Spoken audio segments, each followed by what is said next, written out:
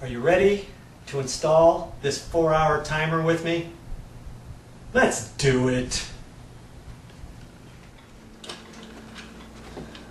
Got these two knockouts taken out of the box, so I'm just about ready to slide this in here, but there's a couple more things that I have to do before I do that.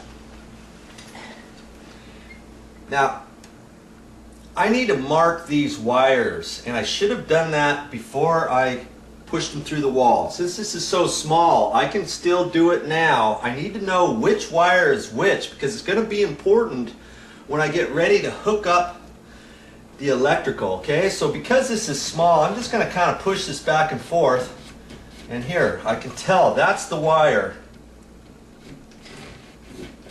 that this one is. Okay, so there's a couple things I could do.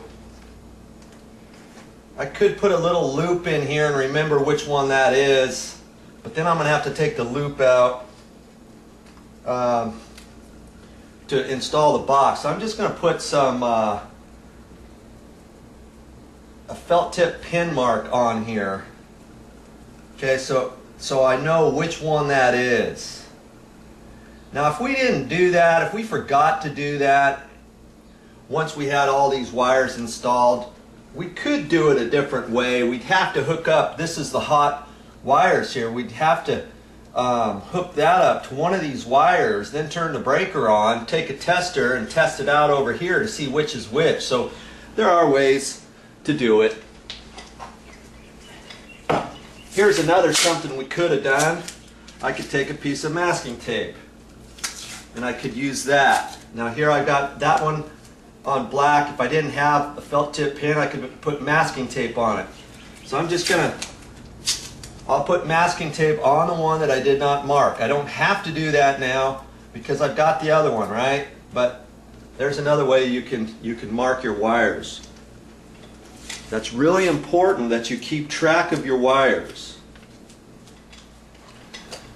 Now, are we ready? Well, we are just about. What I want to do is on this box here, see how this flap comes up in the back, and I need to make sure that they have these screws set for the proper thickness of the sheetrock, because if you don't have enough, once you push this in and this flap goes up, that flap goes up on the back side of the sheetrock, so you want enough gap there to allow for that. So you can measure the sheetrock here, and I'm measuring that, and it's 5/8 of an inch thick.